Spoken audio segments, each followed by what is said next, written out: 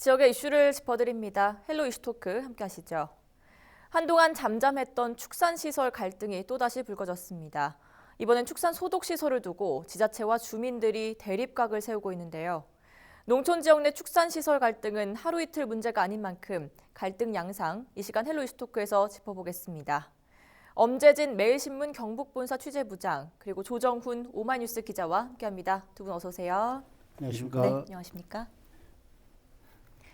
최근 갈등이 불거진 곳은 경북 예천입니다. 거점 소독시설을 놓고 주민들의 민원이 거셌다고요? 네, 그렇습니다. 예천 진호국제양궁장 인근에 지역 거점 시설이 들어섰죠. 지난해 네. 7월 들어섰습니다. 그래서 지난해에는 한동 지금은 잠정적 폐쇄 운영을 안 하고 있지만은 지난해 아프리카 돼지열병이 전국적으로 굉장히 유행했을 때는 하루에 수십여 대가 차량이 들락날락 했거든요.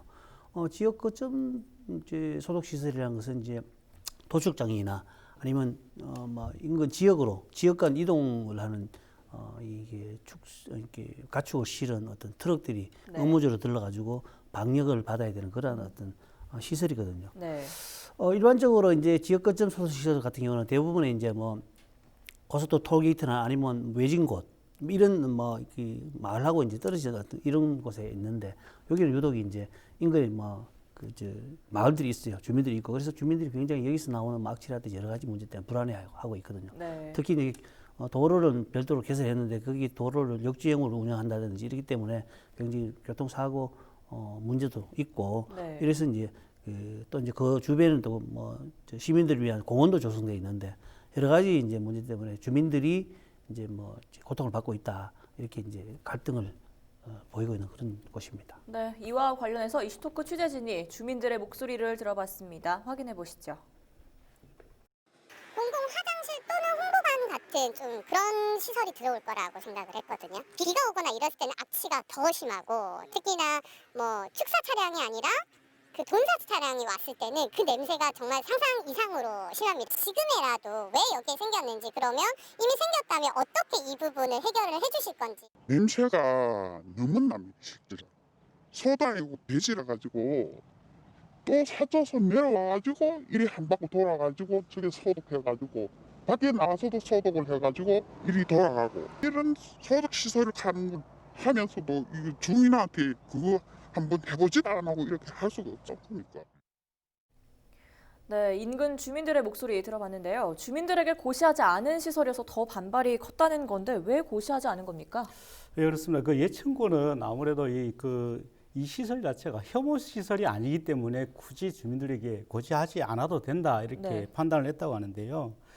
그렇지만 이게 시군으로 갈 수 있는 교통 요충지입니다. 그리고 네. 또 일반적으로 사용하지 않는 군유지였습니다. 그렇기 때문에 예천군에서는 어쩔 수 없이 주민들에게 굳이 알리지 않아도 큰 문제는 없을 것이다 이렇게 판단을 했다고 해요. 네.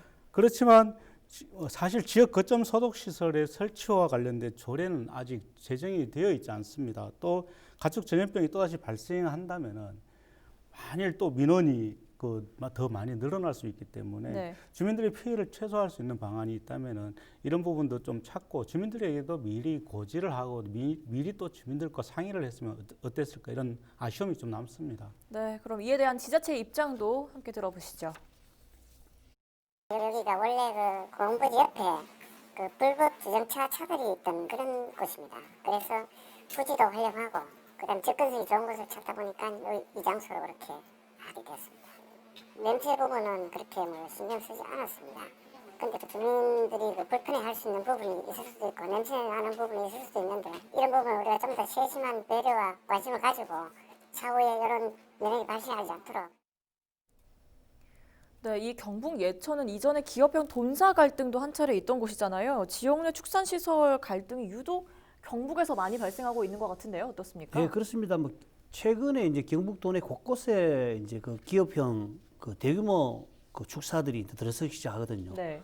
이 과정에서 인근에 살고 있는 주민들이라든지 또 주민들이 행정기관하고 그 갈등을 빚고 있습니다. 그래서 지난해까지만 해도 안동시 서우면 학가산 온천 인근에 기후병 축사가 들어서면서 이 마을 이 주변의 마을 그 주민들이 굉장히 뭐 명절도 마다하고 굉장히 연이어가지고 집회를 했어요. 네. 그리고 뭐 온천 앞에서 집회를 열고 또 계속적으로 이제 뭐 자신들의 요구가 이제 관철될 때까지 모든 방법을 동원해가지고 이제 기후병 축사 건립 저지에 나서고 있는 상황이거든요.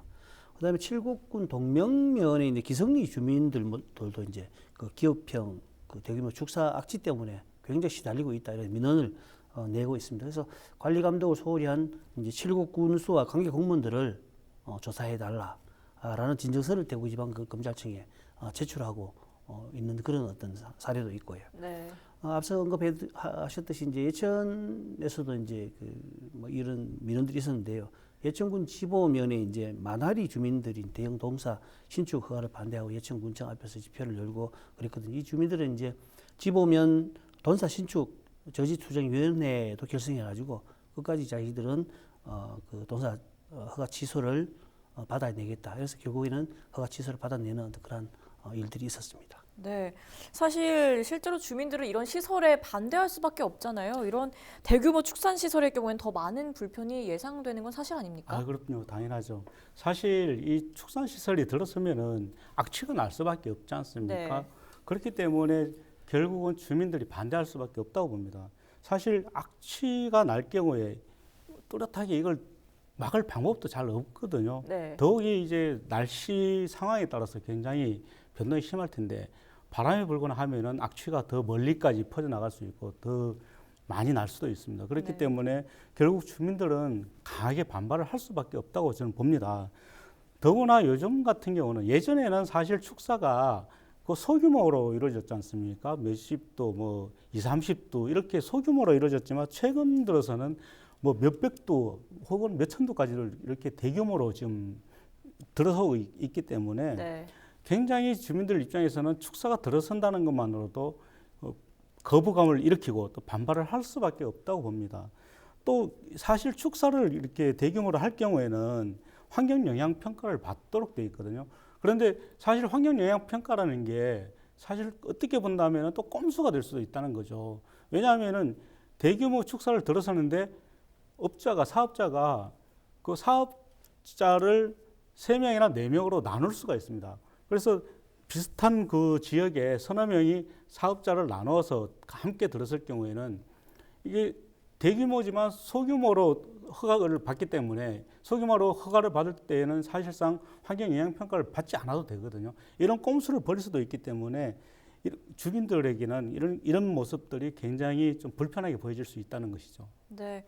얼마 전 영주의 경우를 좀 살펴보면 상수도 수원지 인근 돈사에서는 분뇨가 유출되는 사고도 있었는데요. 여기는 상황이 어떻습니까? 그렇습니다. 조금 이게 상황이 좀 이게 심각하고요. 네. 이게 좀 이렇게 이제 여름이 이제 되면서 점점 더 이제 악취 문제 때문에 주민 간 또 기업과 주민 간의 갈등이 심해지고 있는 상황이거든요. 네. 지난 6일이죠. 영주 이제 풍기업 101리인 한 이제 돈사에서 300톤 정도를 저장해 둘 수 있는 액비 저장 시설 이제 배출구가 파손이 됐어요. 그러면서 여기에서 이제 90톤 정도의 어떤 분뇨가 상수원으로 이제 유입이 됐어요. 그래서 유입되면서 인근에 주민들이 살고 있으니까 주민들은 굉장히 악취라든지 또 먹는 물, 수질 오염 때문에 굉장히 좀 민원을 반발을 하고 있고. 네. 그래서 영주시가 이제 그 유출 사고를 조사를 하고 있지만 사실 주변에 CCTV도 없고 이래서 한 보름이 지난 상황에서도 아직까지도 뭐 제대로 원인이라든지 범인을 찾아내지 못하고 있습니다.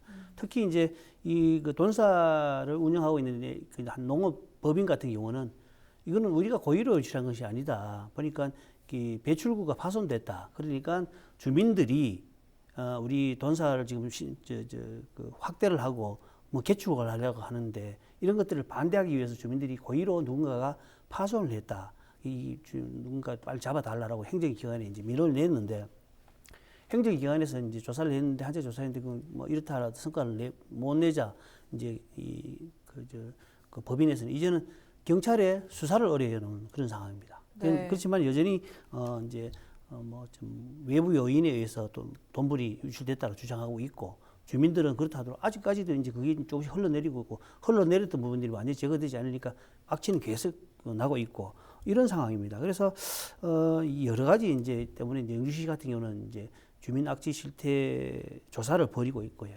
이 주민 악취로 인해 가지고 여러 가지 생활 불편 상황을 이제 이 피해를 받아가지고 전문적이고 체계적인 어떤 그런 관리에 들어가겠다 이렇게 밝히고 있는 상황입니다. 네, 사실상 지금 엄 기자께서도 잠깐 짚어주셨지만 영주 분뇨 유출 사건은 답보 상태라는 평가입니다. 왜 해결이 어려운지 다시 한번 짚어주시죠. 이게 아마 도심 시설이었다면 금방 해결이 됐을 겁니다. 네. 왜냐하면 도심에는 CCTV가 워낙 많이 설치가 되어 있었기 때문에 아마 뭐 일주일 이내에 해결이 다 됐을 겁니다. 그런데 네. 사실 영주 같은 경우는 좀 외딴 데 떨어져 있다 보니까 그리고 축산시설에 사실 CCTV가 설치되어 있지 않았거든요. 네. 그렇기 때문에 이 경찰에서는 관련 수사를 하는데 상당히 애를 먹고 있는 것 같습니다. 그래서 경찰에서는 이제 사실 이 문제를 결국은 이제 그 영주시에 떠넘긴 상태다라고 볼 수가 있겠는데요. 네. 또 그렇지만 또 영주시 관계자는 이제 이번 사건 자체가 그 액비 저장 시설에서 그 밸브가 파손됐는지 여부가 아직 수사 단계에서 밝혀지지 않았다.